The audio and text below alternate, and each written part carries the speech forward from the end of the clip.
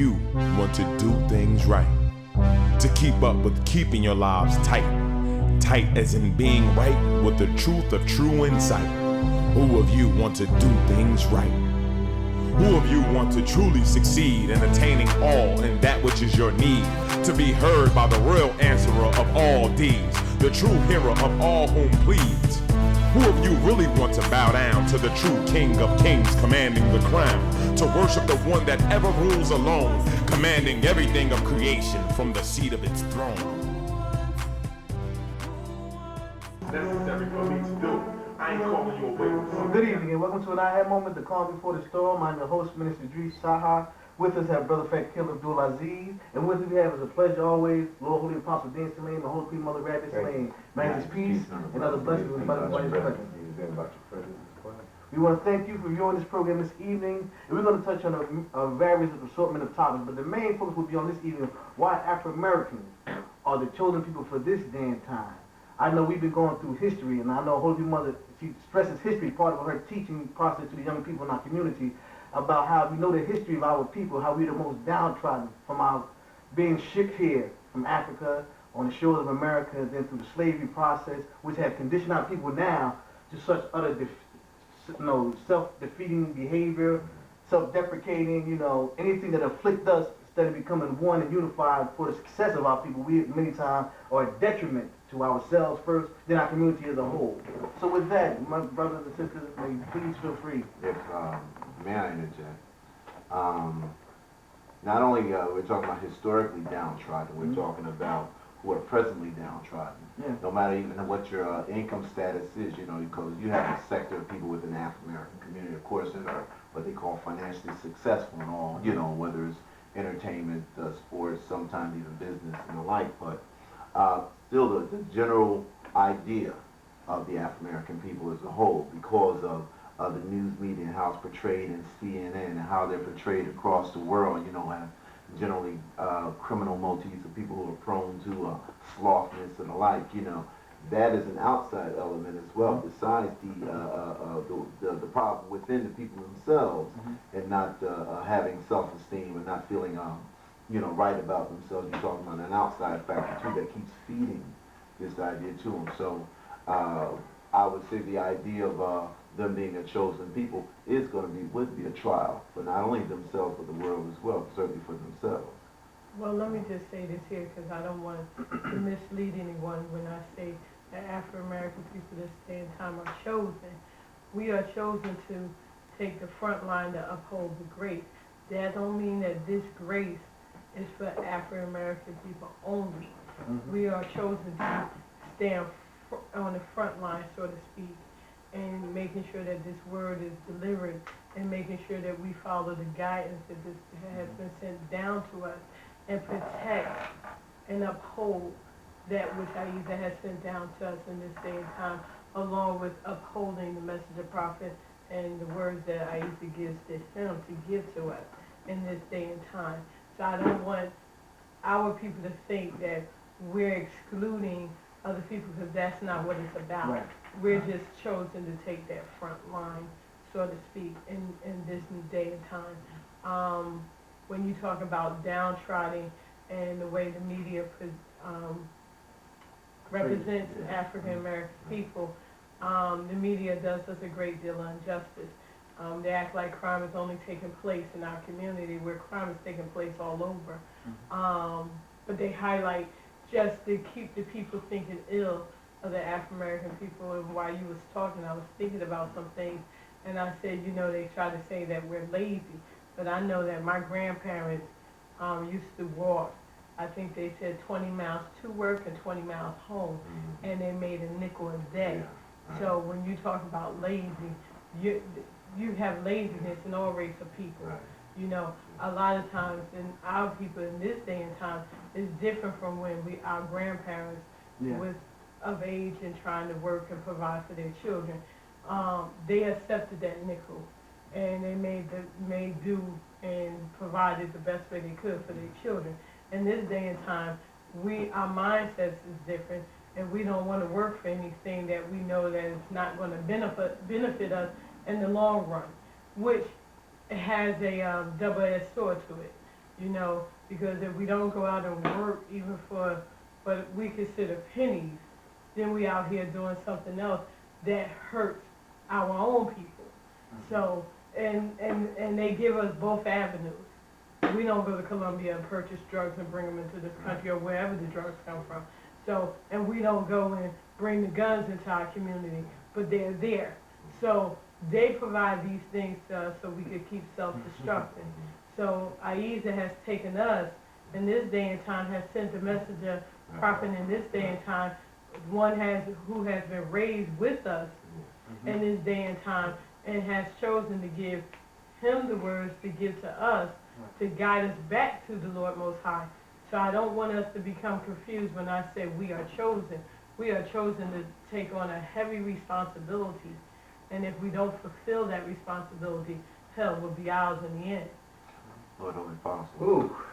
Lord Holy-Apostle. So, chosen, and that's sounds like it's not necessarily a benefit for us. Is it something? I mean, it's a benefit. Well, let me get back to the first statement. Holy Queen Mother, she got a world of information in her head, and she'll take you on a trip.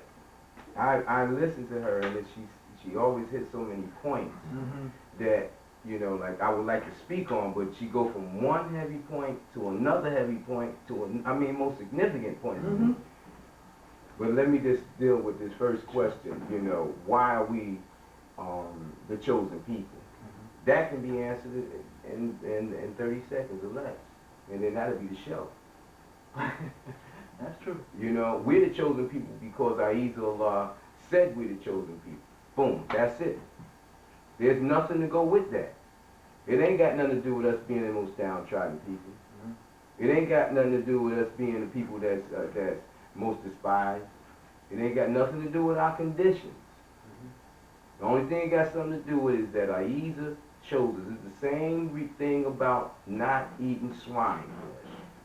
Why we don't eat swine flesh? Is it because it's a nasty animal? No. It's because the Lord says don't eat it. Point blank, period. End of question. You understand? If the Lord said don't eat chicken, because people from the country always say chicken's nastier than the hog, so you know, why you eat the chicken? Because the Lord didn't say don't eat it. Now, if you go scientifically and get involved with the swine, you'll see one of the downfalls of eating it, going against the Lord's word.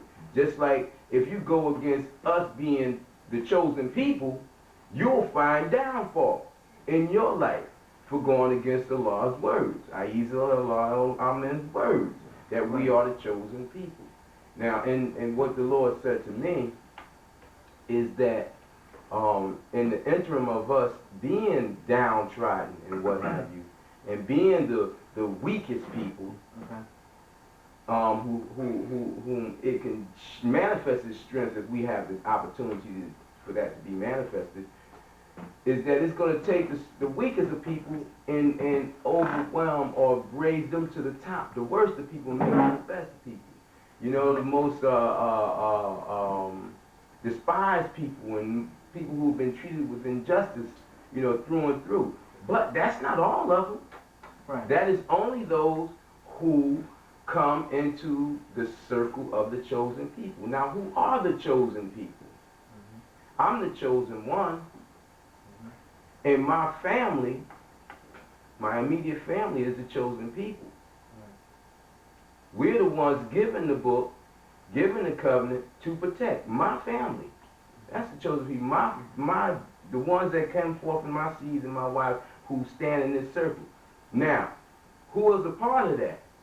The people that's supporting my family, the spiritual family. And then who's a part of that? Those who come outside that, they're supporting the spiritual family and supporting this family and supporting me and supporting the Lord. It's like a pyramid. Right. It goes out, and it can go out and touch everybody in the world. But we are placed as the center. We are placed in the center of the divine grace, the divine beauty and protection of the Lord, giving His words of wisdom, because His words of wisdom is beautiful. You know, its insight is beautiful.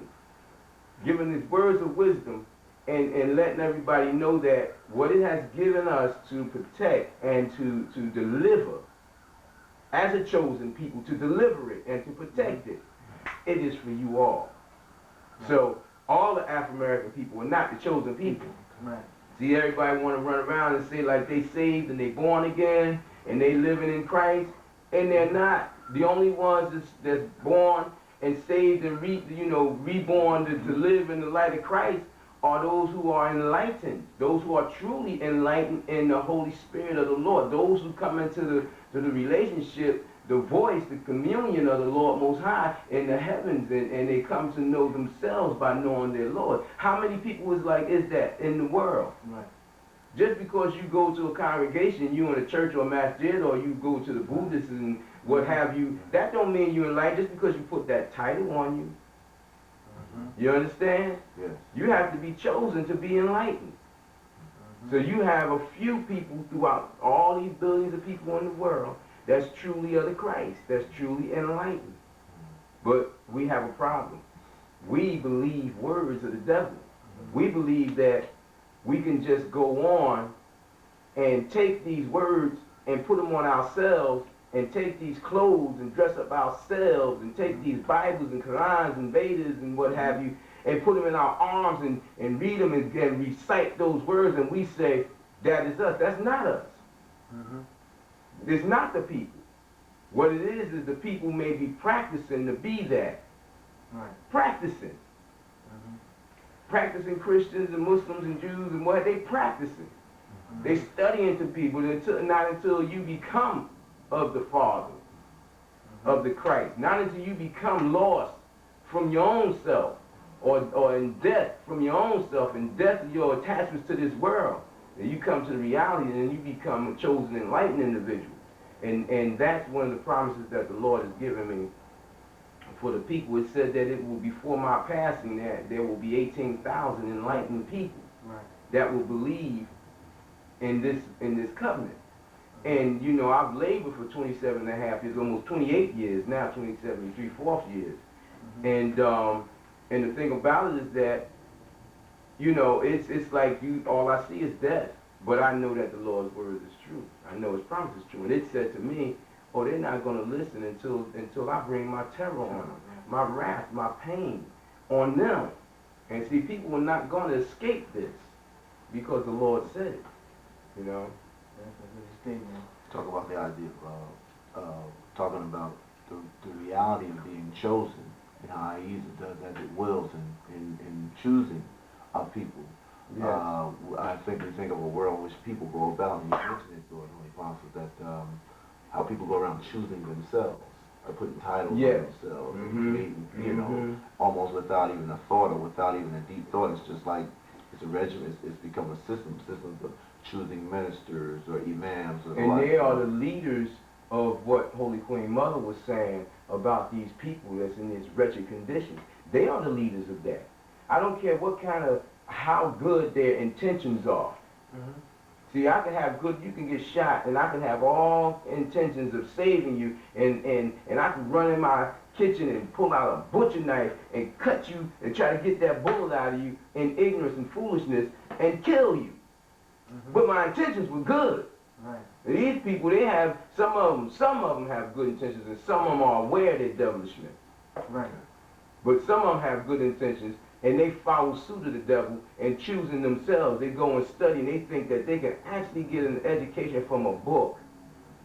And just because those who stand behind that book says they agree, okay, good, you know the word, that they are the chosen, or they are ministers or preachers or priests that's representative of the Lord Most High, that don't make them that. They are the ones who go to the Lord Most High at the throne on the day of judgment, where that the people, the common people don't know about. They are leaders in that. They go to the throne and go to hell. Many of them.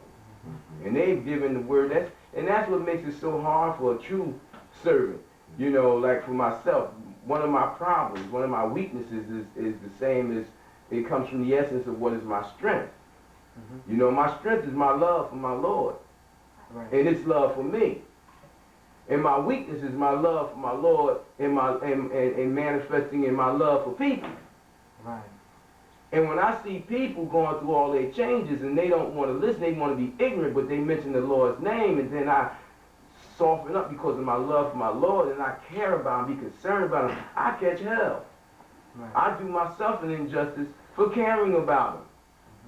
You know, I'm slain by him, I'm cut by him, I'm tormented by him, I'm sacrificed for that same strength, for that weakness. You see, and it's a hard thing when I look out at the world and I see so many billions of Catholics and Catholicism, and so many Christians and so many Muslims all going astray, and the Buddhists and the Hindus and people over there in the Far East, they got the words, and the words are all misconstrued, and they worshiping animals and other things, and you know, and just bending and twisting the words of truth. But then you got all these good people who try to be good out of what they've given, because they don't realize they worshiping two.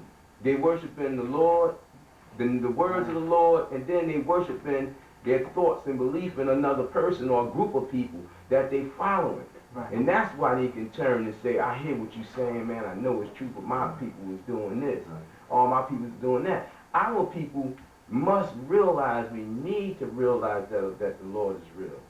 The unseen Lord is real, it's present, it's monitoring everybody's particular acts, and it will call you to judgment on your acts, on your actions. So people now hearing this, and many times, like I said, now reflecting back on what I was saying through you, is that when people hear the word chosen or called to something, a responsibility, that's when the whole saying comes, many are called, but few are chosen. You were chosen, right? Just like it says, hold your thought Oh, now. okay. Hold your thought. Just like it says, only few men have wisdom. Right. Yes, sir. And I think now, as I even call us now, as we've been renamed Afro-American, because of our mixing of blood with all the peoples of the world, we are a new people. So when the first our people hearing that, many of them had to go through the process of, am I a new person? Or my blood being mingled with every other people of the world. So I look, even though I'm black or Afro-American, but I look like every nationality on the planet, physically like every people on the world. Yeah, physically we are new people. Right. Physically we are new people. I hear people, you know, you even see some people that you know by looking at their features and what have you, and their color, you know that they may be Native American. Right. With African, they can't mix with the Native Americans and the Africans, and they might have more blood of Native American like myself, and they run over to Africa talking about going back home. Right. When they home, and don't realize they home, because some group of civil rights people have said we all from Africa. No, we ain't all from Africa. So also being all multiracial. We're multiracial. If you do them Right, DNA that's how much- tests, you'll find out that a lot of our people, so-called African Americans, are more Caucasian or more Irish, more Italian, more Sudanese, or more Native American, more Puerto Rican or Spanish from, you know, you got all this stuff in your DNA, man, Right. and it's in your genes. Mhm. You know, and that's why the features, like you said, Right. you know, what's most dominant in you gonna come out in your features. But in our part of our mental processing that the Lord has done with many of our people, and It's in the mental process and it's in the spirit. So people automatically connect. Yes. So they, even though they might be Afro American and Asian, Native American, they're gonna automatically connect with the African side. And the people that they being proud to keep being told over and over again, we all African, we all come from Africa.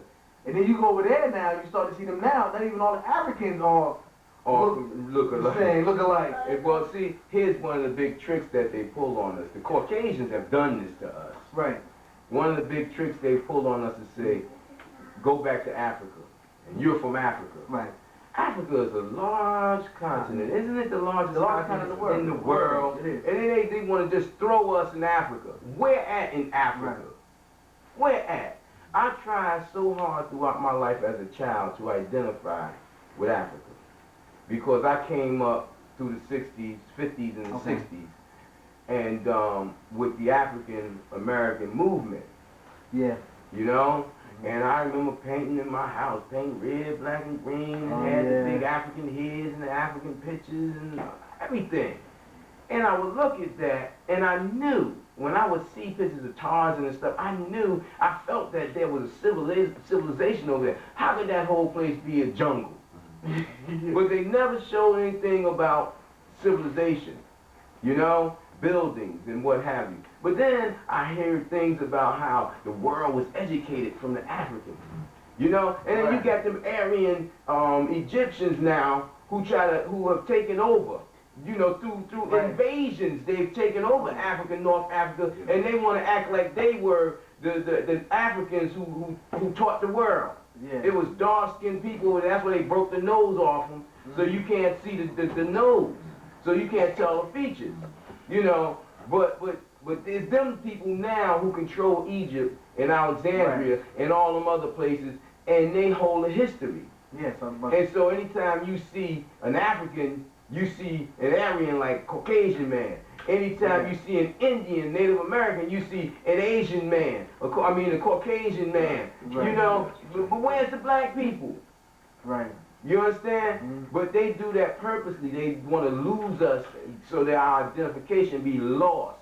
Yes, you understand? They earmarked that because they did a section on the program on Discovery Channel again, and they were talking about the Nubian influence in Egypt. The black kings of Egypt. I'm like, wait a minute, Egypt is in Africa, but watch the program. They try to separate Egypt from Africa. Like it was a different part of it, was not even part of the African continent, but it was a section off. And they were doing for a 400-year period, they were darker skinned king. That's what their whole point was. They came out of Kush, that went out of the Ethiopia, all them areas of the Sudan. Even the Hebrews, all the Hebrews were dark skinned. And they made it seem like these people infiltrated the Egypt, the Aryan in Egypt. Yeah, they were dark kings. I'm like, wow, that's such a subtle trick. But people hearing that, that's why when they connect their affinities back to Africa, everybody automatically, regardless of where we come from, we all connect back to that truth. Let me say this before you go on. One of our worst problems is, and I'm not a racist, I don't want people to think I'm a racist, I am prejudiced. And if I can find a person in the world that's not prejudiced, then I'll pay the drop, as they say, whatever that is. Because you're prejudiced, even if it's prejudice over a suit you gonna wear. Yeah. You know what the word prejudice means. Something you choose and prefer over another. Right, that's it. You know, you prejudge it. No, it's more than just prejudging. It's something you choose. You favor. You know, you might judge it to be the best thing for you to wear. Okay. You understand? But the thing about it is that we, as a people, even here today, don't see the importance of educating our own. Yeah. We have allowed our enemies, our forefathers, slave masters, and their children to raise our children, and they still raising our children. They won't give us no justice in this country for no reason, or they refuse to give us justice. Yeah. And when we ask for justice, they point us out as enemies of the state. They point us out as, you know, as troublemakers. Yeah. And we need to raise our own children. I guarantee you Caucasians will not run to put their children in our hands to raise them. No.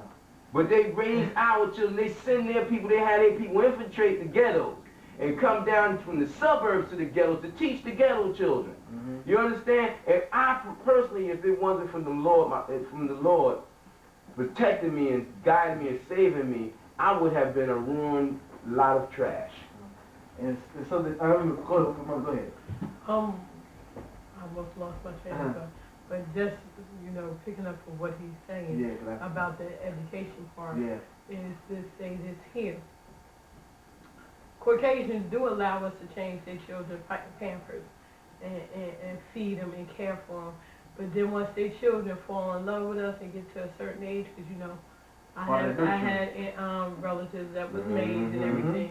And once their children realize that they have, once the parent realizes they have a stronger bond with that nanny than they have with them, then they send them to boarding schools to be retrained, re-brainwashed, and everything else, and they get rid of the nanny. You know, so they, because of their laziness, they do allow us to come into their house and do what they don't want to do, but when their children get a certain age, they go, okay, that's enough. All about the nurturing. That's that process. It goes back to the control. Back to the control. Control.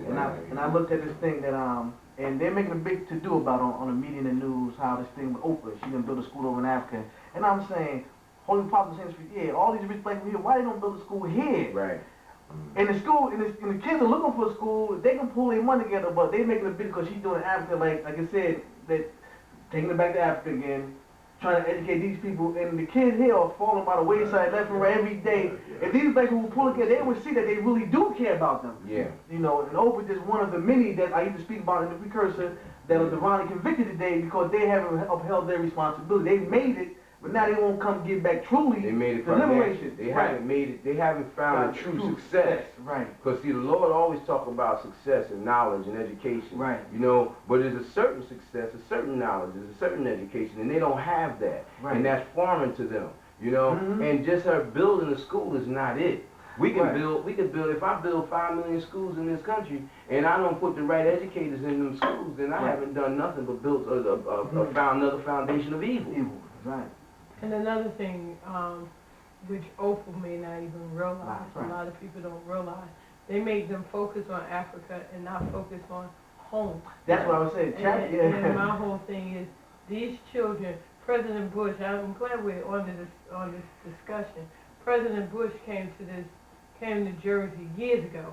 I don't know whether it was the father or the President Bush. Right. But I remember they gave Cranford or Westfield, one of them schools, a considerable amount of money towards education. Right. Okay. Nothing is never really poured in to the inner city for education. They still deal with old textbooks and what have you. But another thing that they purposely do is that they fill everybody up, people of what we call the so-called elite, to think that the best education we could get is the education they're providing for us. Right. Which that education has nothing to do with us. The history that they teach us have nothing to do with the black people contributing to this country, building this country. None of this education they have, we're like in a like we should be so thankful and grateful, but yet and still.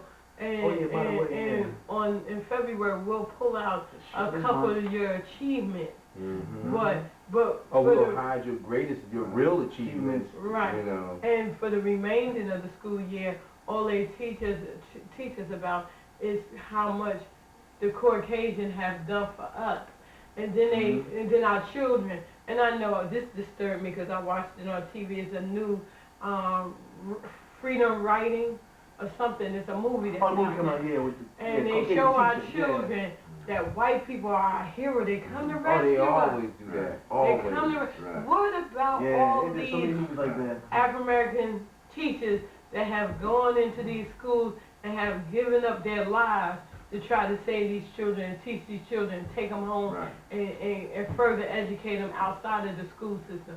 But it's always, and they soup it up because they got all these African American children in the picture.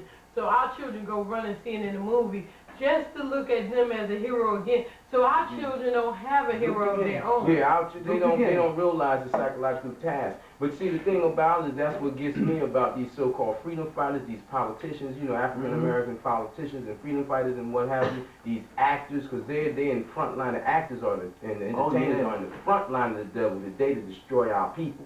I don't give a darn how black they is. They destroying our people because what happens is when they get up and they get to a certain position, they get so much cheese from the rat that they become rats, and they can't give it up. They don't want to give it up because it becomes personal. You know what I mean? But when it becomes personal, they can't do nothing for you. They can't do nothing for us. You know, and just like I was always said about Oprah and people like Bill Cosby, if they say one word out of line, that they will see that they still slaves, that they still powers. Enslaved people only mean a secondary thing. That's right. You know, you got a master that's in control, and you got the slaves that comes behind, and that's on machines. Yeah. You know, not just people.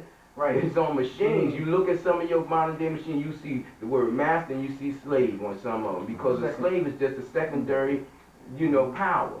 You know, and the master is always the control. You know. Who of you want to do things right? To keep up with keeping your lives tight. Tight as in being right with the truth of true insight. Who of you want to do things right? Who of you want to truly succeed and attain